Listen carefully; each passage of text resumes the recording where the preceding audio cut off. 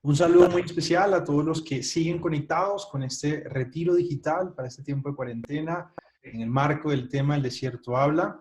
Hoy nos acompaña también otra persona muy querida para mí, que ha sido profesora para mí también, que me enseñó un montón de cosas y me alegra un montón tenerla aquí. Querida, bienvenida, preséntate, ¿en dónde estás? ¿En qué parte del mundo estás? ¿Cuál es tu misión pastoral? Bueno, hola a todos. Bueno, ahorita estoy en Bogotá, soy de Medellín, pero llevo ya 10 años viviendo en Bogotá. Ahora mismo estoy trabajando en la Facultad de Teología de la Javeriana y mi especialización es en Nuevo Testamento y doy clases de Nuevo Testamento, de sinópticos, de San Pablo, de introducción al Nuevo Testamento. Qué bueno, pues nada, querida, bienvenida, gracias por regalarnos este espacio, gracias por regalarnos este momento para reflexionar en torno a Marcos, que sé que es un evangelio al que le tienes un especial cariño. Y bueno, nada, bienvenida y cuando quieras, te escuchamos. Bueno, la propuesta es verlo desde Marcos, precisamente para salir del prototipo que tenemos del desierto, sobre todo leído desde el Antiguo Testamento, desde los pasajes de la tentación de Jesús que nos presentan los sinópticos. Mi propuesta desde Marcos, lo conozco de cerca, ha sido el tema de mi tesis doctoral y creo que esta perícopa, sobre todo la que empieza la sección de los panes, me parece que nos puede aportar también en este caminar que estamos haciendo y en esta etapa que estamos viviendo. Entonces, creería yo que desde ahí podemos reflexionar y centrar esta reflexión. Muy bien, entonces empecemos, querida. Bueno, entonces, sí, ojalá tuviéramos la Biblia pues delante también, ¿cierto? Para ir buscando. Esta es una imagen que yo misma tomé, tuve la oportunidad de estar en Israel en el 2009, ya siempre hace años, justo en tiempo de primavera, hacía unos 40 grados más o menos, y esta imagen la pude tomar pues con mi propia cámara, un poco para eso, como les decía, pues salir del estereotipo que se nos da en internet o que se nos vende, y saber que Judea, donde se va a desarrollar también pues mucha parte de la historia de Israel, tiene esta connotación muy distinta obviamente a Galilea, que es donde Jesús ejerce principalmente su ministerio, pero que yo creo que por eso nos llama tanto la atención, ¿no? Porque pues es un lugar, digamos, muy atípico para nosotros, sobre todo pues en Occidente. Entonces, también es como hacer el ejercicio visual de la fotografía, de cuando hablamos de desierto, de qué estamos hablando, ¿no? Y esta fotografía inicial me parece que nos ayuda a entrarnos en esa dinámica de donde literalmente no hay nada, o sea, no hay nada ni para distraernos, ni para ver, ni para incluso poder resguardar. Ustedes ven unos de estos, pues, vegetación del desierto que llaman, después habrá más, pero incluso eso, o sea, ni siquiera tener un poco de sombra podemos. Y yo creo que es un implacable del desierto también. Entonces, como que juega como esa ambigüedad, creería yo, del desierto, donde no hay nada, pero también vamos a ver que la propuesta de Marcos pues es otra. Entonces, el texto básicamente dice, vengan, vamos nosotros solos a descansar a un lugar apartado. Esto es lo que va a decir Jesús a sus discípulos luego de una primera misión que la voy a explicar. También creo que es interesante hacer un previo que es desde Levítico 16. Yo creo que todos tenemos referencia a ese gran texto donde explica el día de la expiación o el Yom Kippur, porque ese texto nos da a entender que el desierto es el lugar donde no habita Dios. Yo creo que eso es un punto muy importante cuando se explica el ritual y dice que uno de los corderos que se lleva a la ofrenda será enviado vivo a Azazel, que Azazel es el espíritu del desierto.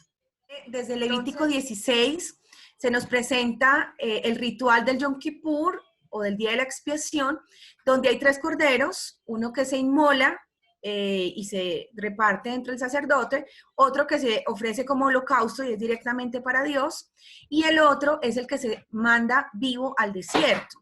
Y dice que se manda a Azazel, que es el espíritu del desierto.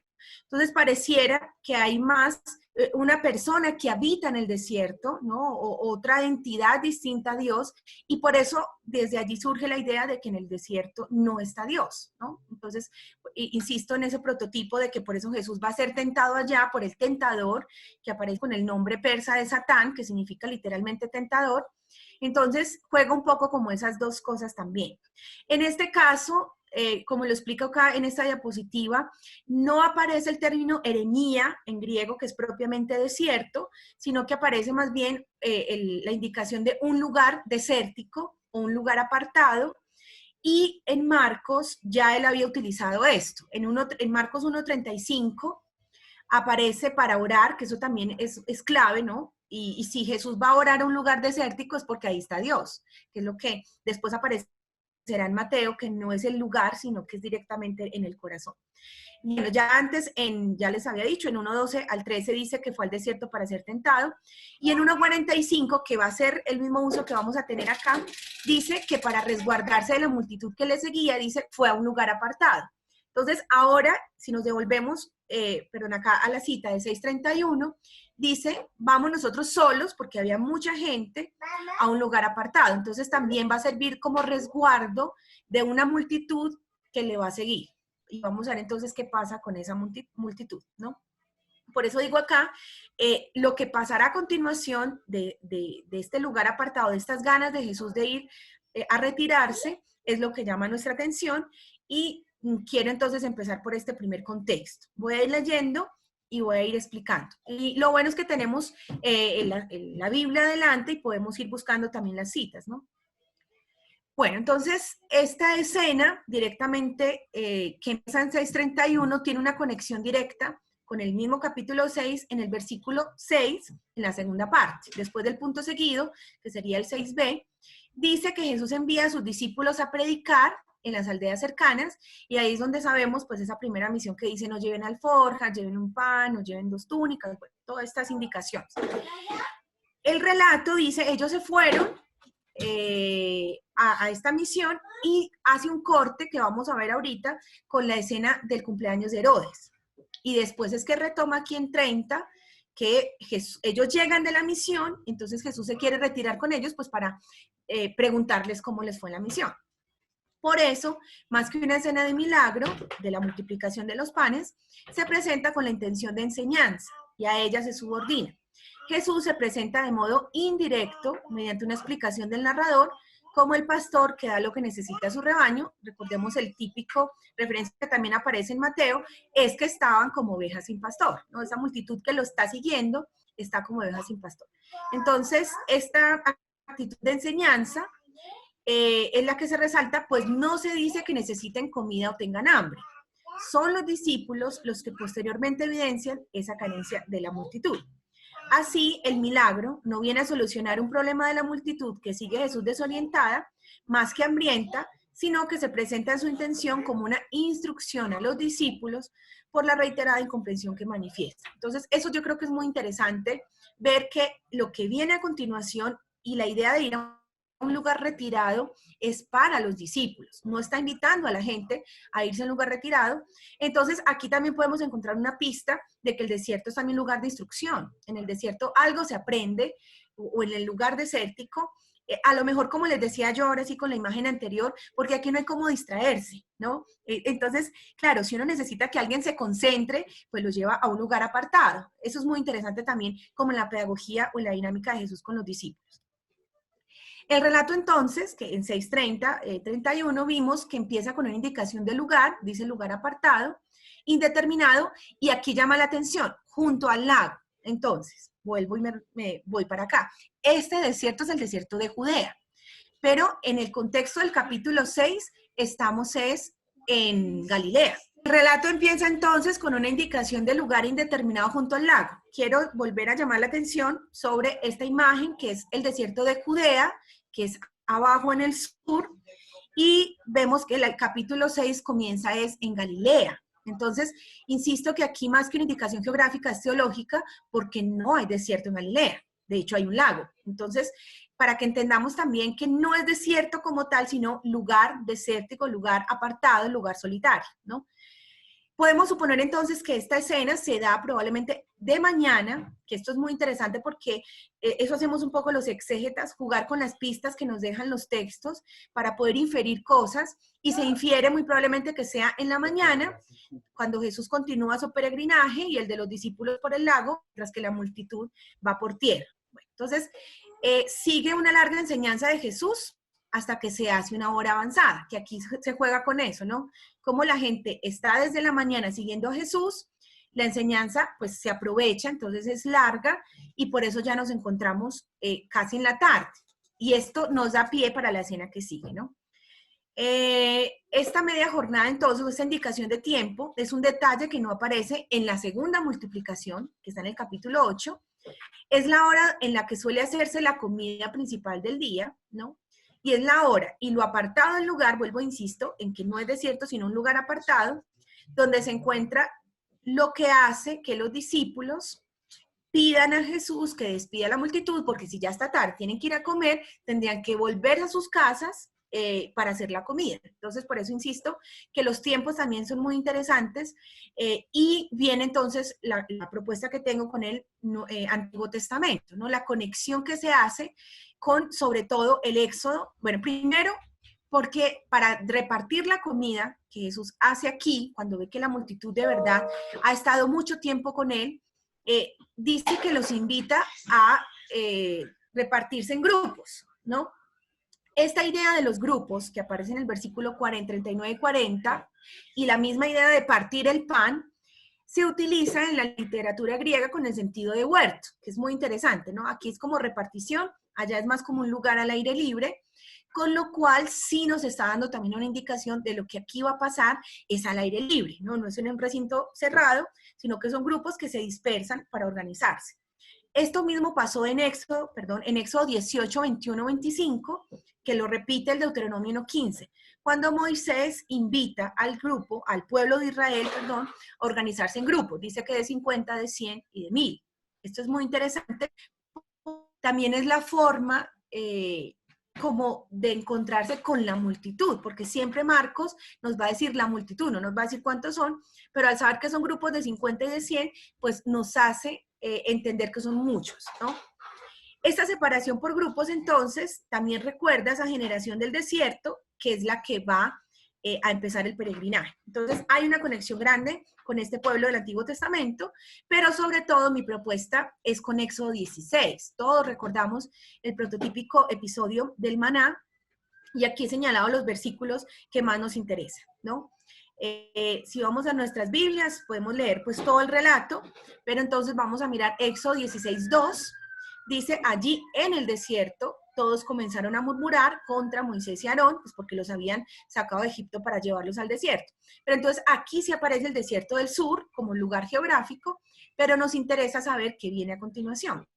Versículo 4 dice, entonces el Señor dijo a Moisés, voy a hacer que les llueva comida del cielo, porque están en un lugar a la intemperie, ya llevan muchos días caminando, entonces el Señor piensa que es justo darles la comida, porque no tienen ellos cómo conseguirla por sus propios medios. El versículo 8 dice que por la tarde, ¿no? Entonces aquí jugamos con la indicación de tiempo. Por la tarde el Señor les va a dar carne para comer y por la mañana les va a dar pan en abundancia. Entonces volvemos al episodio de Marcos, como pareciera que en la mañana ellos vienen a la instrucción y ya en la tarde es que Jesús pues los va a tener que alimentar porque ya llevan toda una jornada. Entonces aquí también vemos lo mismo, es un desierto que implica estar todo el tiempo ahí y Dios les va a proveer comida por la mañana y comida por la tarde. Y además la palabra abundancia implicará el milagro de la multiplicación de panes, porque es panes en abundancia. Y al final, en el versículo 33, que es muy interesante, dice que Aarón le dijo el Señor a Aarón, toma una canasta y pon en ella 2 litros de maná y que se guarde para los descendientes de ustedes. Ustedes recordarán que el episodio de Éxodo 16 es muy enfático en que no pueden acumular.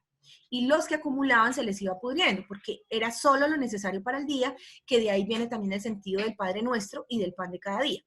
En este caso, cuando Dios le ordena a Aarón guardarlo en una canasta, efectivamente serán las obras, ¿no? Ya todo el pueblo comió y comió suficiente, entonces estamos hablando de canastas con sobras, que es lo que va a pasar también en la multiplicación de panes. Entonces, aquí quiero llamar la atención sobre los muchos elementos que se retoman de Éxodo 16, que hay en concordancia, que a lo mejor nos han pasado desapercibidos cuando leemos a Marcos, pero que nos sitúan el desierto, ¿no? Ellos están en un desierto en unas jornadas de años, ahora nosotros estamos en el desierto en Marcos, en la jornada de un día, pero sigue siendo extenso, ¿no? Bueno, entonces, de todo esto que hemos visto, del contexto, de la relación con el Antiguo Testamento, ¿qué podemos entonces ir intuyendo que Marcos nos quiere mostrar o nosotros mismos qué teología podemos sacar de aquí, qué enseñanza, que es finalmente pues lo que queremos? En el contexto más inmediato, que ya lo vimos, luego del envío de los discípulos a esa misión, puede dejarse de notar que la comida campestre ofrecida, que ofrece Jesús, por eso digo campestre, no un lugar al aire libre, en la que participan los discípulos y la multitud, contrasta con el episodio anterior del banquete en el palacio del rey Herodes, donde solo participan sus amigos y la élite de la sociedad. Entonces, por eso digo que hay como 3 relatos que Marcos mete, que uno diría, bueno, no tenía dónde más poner la historia de Herodes. No, la pone intencionalmente para decir que los discípulos van a una misión, de hecho, donde no pueden llevar pan. Luego contrasta o nos pone el episodio de Herodes, que dice que tiene su cumpleaños, de hecho, y aparecen incluso la indicación de 3 personas. Pues puntualmente dice de los tribunos, ¿no? Que son los que trabajan con él, los que recogen los impuestos. Dice pues de sus amigos y la élite de la sociedad. O sea, lo que vemos es que es un lugar exclusivo, es un lugar cerrado, es un lugar donde no puede entrar cualquiera. Ese es el gran contraste que tiene el relato, insisto, y que nosotros cuando leemos la multiplicación, la primera multiplicación de pan, desde 6:31, nos perdemos lo anterior, y nos perdemos ese gran contraste que es la comida de banquete, donde entendemos que son excesos, ¿no? Donde hay licor, vino, pues en este caso, donde hay muchísima comida, pero donde solo pueden participar algunos. Y aquí yo quiero hacer un paréntesis muy interesante porque nosotros diríamos, bueno, pero eso pasaba en esa época, es lo mismo que nosotros hacemos. Cuando hacemos una fiesta de cumpleaños, de hecho, hoy día se utiliza mucho la famosa lluvia de sobres, ¿no? Entonces, finalmente lo que tú haces es pagar por lo que estás recibiendo. Entonces, finalmente el que ofrece la fiesta no está gastando porque después lo recoge. Y esto es lo que pasaba en ese tipo de fiestas del mundo antiguo, y es que tú invitas a las personas que sabes que te pueden devolver algo. Por eso lo importante y la propuesta novedosa de Jesús es cuando Él invita a los que no tienen cómo pagarle eso que están recibiendo. Nosotros jugamos mucho en el mundo occidental con el trueque. Entonces yo te doy, pero tú cuando cumples años me invitas, y finalmente se vuelve un círculo donde solo vamos a estar los mismos. Entonces ese es el gran contraste que creo que es muy interesante tener en cuenta a la hora de ver qué va a pasar entonces en este lugar desértico. Bueno, otra teología que podemos sacar es que la expresión compasión, que dice sintió compasión de este pueblo que está ahí en la intemperie, ¿no? Que ya lleva toda una jornada, dice, remite en Marcos a esa idea de compasión del Antiguo Testamento que es propiedad de Dios. O sea, uno de los atributos de Dios en el Antiguo Testamento es su compasión o su capacidad de misericordia, que en todo el Antiguo Testamento no es referida a ninguna otra persona, sino a Dios. Esto es muy interesante también, porque el que puedes sentir con y sentir lo que está sintiendo esa gente que de verdad lleva una jornada es Jesús. Entonces, la compasión es sentida por Jesús, y vemos que en el Antiguo Testamento la compasión por el pueblo es la que lleva a Dios a hacer que llueva el pan del cielo, porque sintió compasión de verdad de un pueblo que no tiene cómo buscarse su propio alimento, ¿no? Entonces, estas dos cosas también están conectadas. La compasión que siente Dios por su pueblo en el desierto, la compasión que ahora siente Jesús por su pueblo o por sus discípulos y la gente en un lugar desértico. Por eso, la imagen de pastor y de rebaño indica hacia dónde tenemos que mirar para ver en Jesús la actividad de pastor, ¿no? Como lo fue Abraham, ojo, y como lo ha sido Moisés, siempre conduciendo al pueblo hacia la tierra prometida.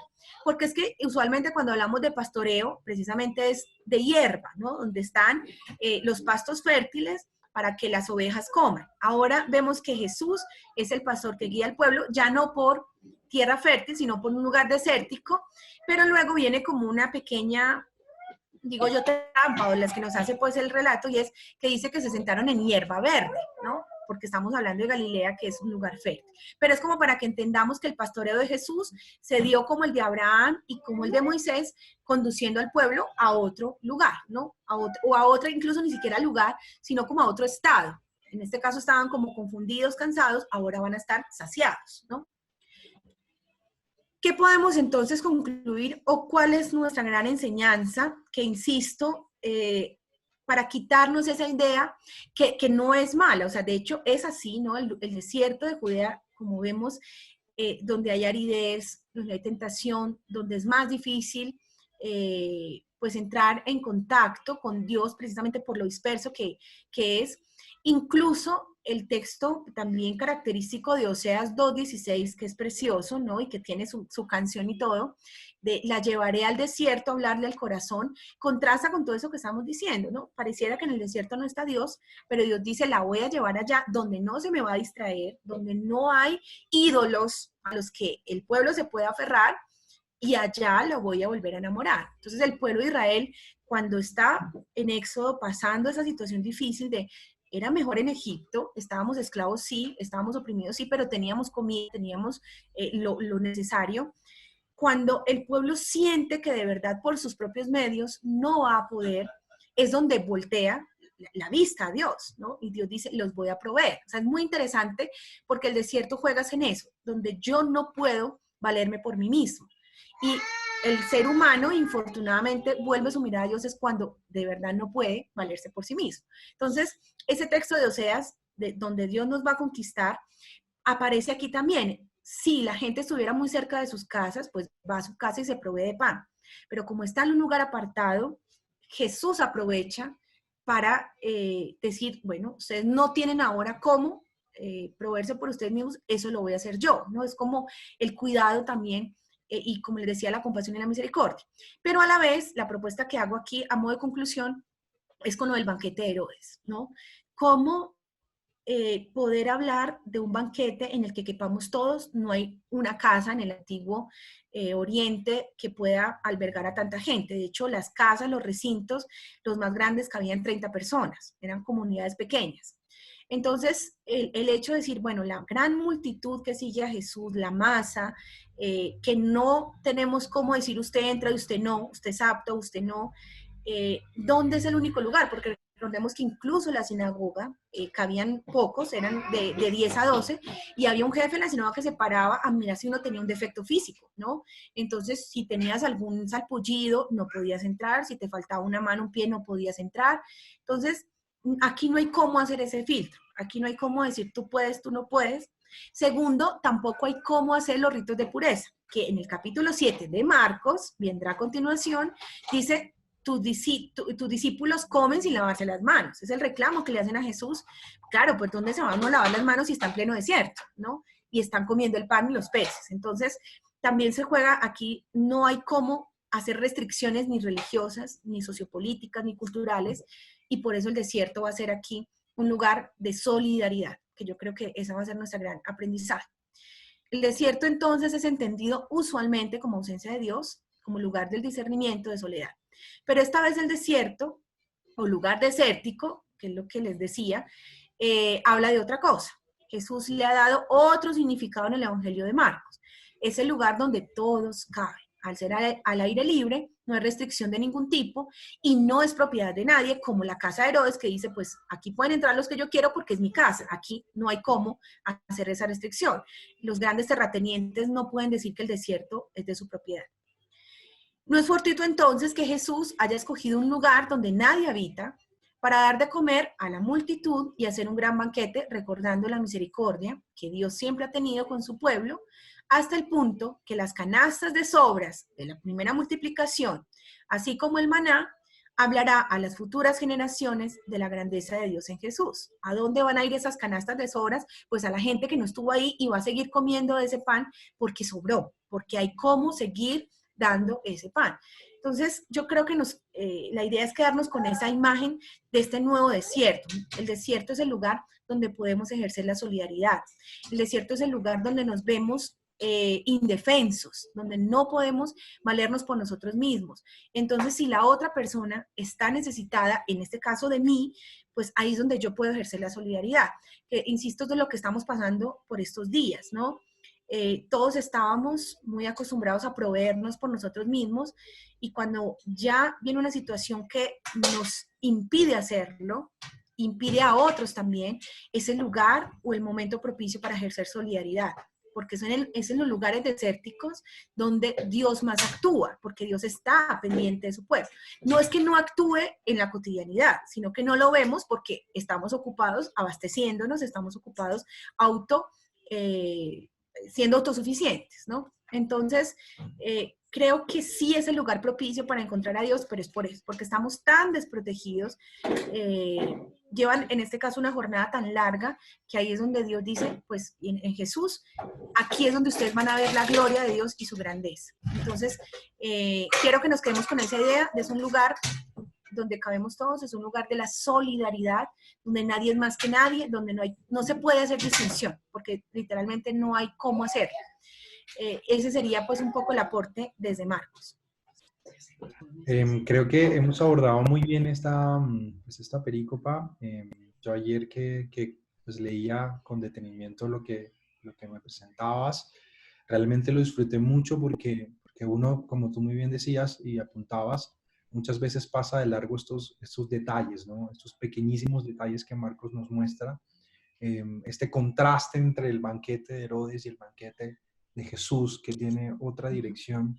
Creo que es otra forma de descubrir también la intención de Jesús de ser pan para todos y de que el proyecto del reino de Dios es para todo, que es incluso lo que va a pasar con la segunda multiplicación de los panes, bueno, todo eso que se podría explicar después con más calma. Entonces, nada, querida, yo creo que con esta reflexión nos vamos, entendiendo el desierto como la muestra también de un Jesús que se quiere dar para todos y que en este momento que estamos viviendo es el tiempo para dejar de distinguir quién sí y quién no, como lo haría Herodes, y dejarnos entrar a la experiencia de Jesús que es incluyente, ¿no? Todos nos sentamos en su mesa, todos somos hermanos y para todos hay, ¿no? Para todos hay.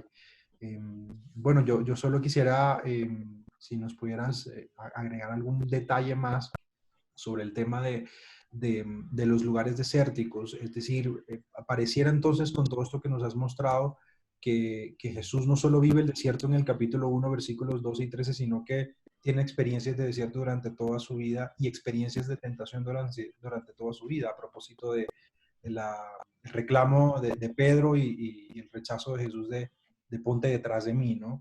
¿Qué nos podrías decir de eso?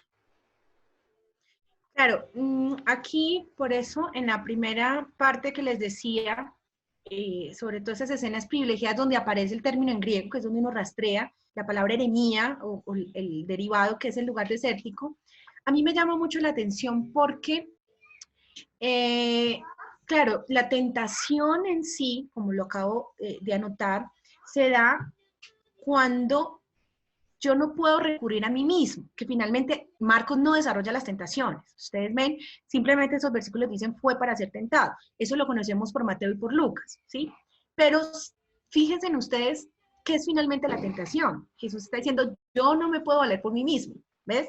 Entonces, haga que estas piedras se conviertan en pan. ¿Y para qué? ¿Sí? Se me va a acabar, me lo voy a comer y se va a acabar, y por eso la respuesta, no solo de pan vive el hombre, sino de la palabra. Y la palabra es Dios, ¿ves? Entonces, no dependo de mí, porque qué ridículo sería estar comiendo y comiendo pan cuando eso se me va a acabar y esta vida, digamos, finita, pues se va a acabar. Tiene que haber algo que trascienda y lo que va a trascender es la palabra. Después, la segunda tentación, que tiene que ver también con esto religioso, entonces, que los ángeles te sirvan, lo mismo, ¿no? Entonces, yo no dependo de mí mismo, o sea, yo no puedo mandar a otros a que me sirvan, sino Dios nomás es el que me va a mí a asistir en lo que yo voy necesitando, ¿no? Entonces, esa otra connotación de tírate que tus ángeles estarán dispuestos, no, yo no voy a usar, digamos, mi poder para que otros me sirvan, sino al revés, yo tengo que estar pendiente de a quién servir y a mí Dios está pendiente de mí. Entonces, mira cómo las tentaciones finalmente y es al final, bueno, entonces todo lo que ves aquí te pertenece. Él dice, no, esta no es mi reino, ¿no? Yo para qué voy a ejercer un poder al estilo de los que ya los subyugan, los oprimen, ese no es mi reinado. Entonces, si vemos la tentación, finalmente es invitar, el tentador te está diciendo, ¿por qué no eres autosuficiente? Que finalmente la última tentación de Jesús es en la cruz, donde dice, bájate de ahí y sálvate a ti mismo. Y de hecho sería una contradicción, porque la palabra salvación está en la voz pasiva. Nadie se puede salvar a sí mismo. De hecho, el verbo de la resurrección es en la voz media en griego, que quiere decir que Dios resucita a Jesús, ni siquiera Él por sus propios medios. Entonces, la tentación es, y en este mundo moderno es que nosotros podemos hacerlo todo por nosotros mismos. Eso nos lo han hecho creer. Y ahí es donde viene, digamos, el ateísmo, ¿no? Pues si yo puedo solucionar todo yo para qué voy a buscar a alguien más, que en este caso pues va a ser a Dios, ni siquiera al otro, no a Dios. Entonces, esa falsa idea de la tentación. Entonces a Jesús, las 3 tentaciones es, usted provéase de pan, usted mande que le sirvan, usted regales estos reinos. Dice, no, o sea, yo no lo puedo hacer, yo dependo de Dios. Entonces, esa es la gran tentación, que es la que le hace Pedro, que tú mencionas en el capítulo 8, versículo 33. Pedro lo que quiere es ponerse delante para que Jesús no vaya a morir a Jerusalén. Entonces él dice, la tentación no es salir corriendo, ¿no? La tentación es cómo yo tengo que afrontar de todas formas mi destino, tengo que afrontar mi misión, más que destino, yo creo que la misión, porque también la tentación es a renunciar. Entonces cuando nos va mal, vamos a renunciar y no queremos, y esto que de una u otra manera también es del mundo moderno, creo yo, a propósito de los matrimonios, ¿sabes? Yo lo veo mucho por ahí, porque la idea que ahora nos está llegando, no sé si de un falso feminismo, es a la menor molestia que usted tenga, salga corriendo. Y yo digo, sí, a las mujeres hay que protegerlas porque hay mujeres que son violentadas y a esas hay que decirles que salgan corriendo. Pero ahora pareciera que lo que cuesta, lo que me implica a mí, eso, paciencia, esfuerzo, día a día, como que se rechaza. Entonces, por eso, esa tentación de Jesús, de Pedro a Jesús, no, por eso le dice, aléjate de mí, tentador. Tentador es, pues, lo más, yo creo que nos tienta el día a día es abandonar, renunciar, las relaciones, como digo, los trabajos. Entonces, ahora es una cultura de eso, de lo que me implica a mí un esfuerzo, un sacrificio, entonces lo rechazo. Esa es la gran tentación y es, insisto, lo que le pasa a Jesús. Entonces, la respuesta a Pedro es, el día a día hay que vivirlo y las implicaciones que tiene hay que asumirlas.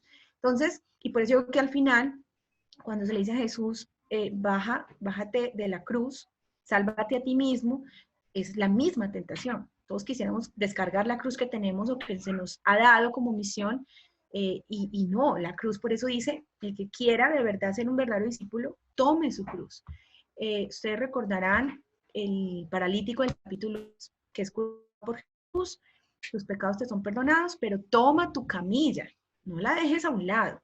Lo que pasa es que antes la camilla los llevaba él, ahora él va a llevar la camilla, ¿no? Pero no le dice déjala ahí y vete, no, toma tu camilla. O sea que finalmente es asumir la misión, es asumir un pasado, es asumir lo que somos, llevarlo a cuestas, pero porque vamos hacia una dirección, ¿no? Vamos hacia un horizonte. Entonces, yo creo que el desierto sí es el lugar propicio para la tentación, y lo acabo de decir.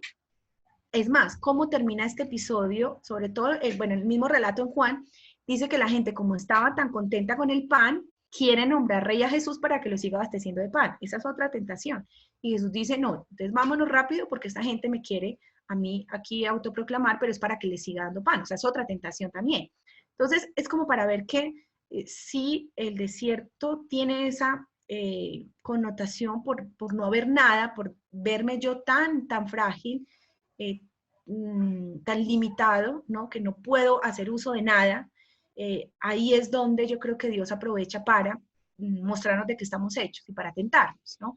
Para sacar del interior lo que tengamos, porque en el exterior no hay cómo abastecernos de algo exterior. Entonces necesariamente nos toca buscar en el interior. Yo creo que ahí es donde está la conexión desierto como lugar de discernimiento, porque literalmente cuando no tienes nada al exterior, te obliga a ir al interior. Todo esto también me hace pensar bueno, lo que pasa justo después de los 3 anuncios de la pasión y cada vez que Jesús anuncia su pasión, que está en el horizonte, cómo vuelve a recalcar también el tema del servicio, ¿no? Miren, esto es lo que pasa con los poderosos, que no sea así entre ustedes, ¿no? Y esta comparación que hace Marcos entre el banquete de Herodes y el banquete de Jesús me parece que también es bueno, un llamado a la atención a eso también. Miren cómo lo hace Herodes, que no sea así entre ustedes, que no sea así en estos momentos tan complejos en los que no tenemos liturgia, ni Eucaristía, ni momentos de, bueno, de encuentro a través de lo que conocemos ya, que es la parroquia o la comunidad. Bueno, en este tiempo, cómo también vivir el pan en la vida cotidiana con los que tenemos a la manera de Jesús, ¿no? Contrastando con Pero de lo que tú dices, me viene más a la mente el texto de la samaritana en Juan, que ella está muy aferrada al templo, o los judíos, o los israelitas en este caso, estaban muy aferrados a la idea de templo, y él dice, no, es en espíritu y en verdad, y yo creo que nosotros estamos muy aferrados todavía, y ni siquiera hablo tú dices de la parroquia, pero como a eso, a lo que podemos ver y sentir, ¿no?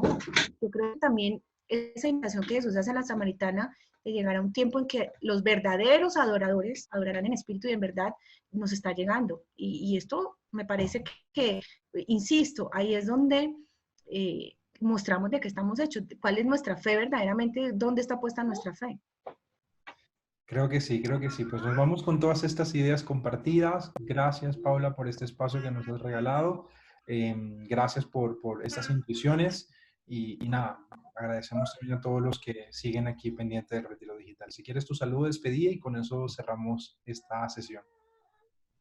No, de verdad, no, con mucho gusto, gracias a ti, pues por tenerme en cuenta. De todas formas, los que nos dedicamos a la academia, estamos, digamos, como muy habituados pues, a la clase, ¿no? A mostrar esto, ¿no? Darle pista a los estudiantes, mostrarles esquemas, mostrarles contextos, pero yo creo que en esas reflexiones como tan cortas, que nos quede una idea es fundamental, ¿no? Que nos vayamos también con muchas ganas de seguir leyendo. Por eso yo pongo los textos, porque la idea es que cada uno con su Biblia empiece a hacer ese tipo de conexiones. Ahora las Biblias en los piedepáginas te remiten a otras citas, eso es muy importante. Y por eso yo siempre en mis clases a mis estudiantes les insisto en las Biblias impresas, porque ahora también estamos muy dados a que, claro, tengo la Biblia online en mi celular, pero no es lo mismo, porque las Biblias impresas tienen los piedepáginas, que es lo que nos hacen este tipo de contextos, de contextualizaciones, nos llevan a los textos del Antiguo Testamento o de otros evangelios. Entonces no perder eso, no perder las ganas de seguir ahondando, haciendo estas conexiones, leyendo de manera continua los evangelios y no por pedacitos. Yo creo que eso también es una invitación. Y nada, pues yo creo que seguir reflexionando y siempre preguntándonos qué quiere Dios mostrarnos en esta situación, qué es lo que el pueblo de Israel le pasó y por qué estamos en el desierto, qué es lo que Dios nos quiere mostrar. Pues mire, su misericordia dándonos el pan. ¿Qué es lo que Dios nos quiere mostrar en cada situación? Yo creo que eso es fundamental para el discernimiento. Ahora que nos podemos sentir solos en un lugar apartado, ¿no? Este es nuestro desierto. Entonces yo creo que viene muy bien la reflexión. Y nada, pues también si quisieran por tu medio, pues hacerme alguna pregunta o inquietud al correo, que ya tú les puedes también ir indicando. Entonces ahí también pues voy a estar muy presta para lo que puedan necesitar o si quedaron con alguna pregunta o alguna otra cosa. Gracias, Paula. Gracias por este espacio. Nos despedimos y bueno, nos vamos con estas ideas y bueno, nada, seguimos reflexionando en torno al desierto. Que Dios te bendiga, que te acompañe en estos días. Amén. Y bueno, un saludo también para tu pequeño. Claro que sí, muchas gracias. Chao, Hasta luego. bye.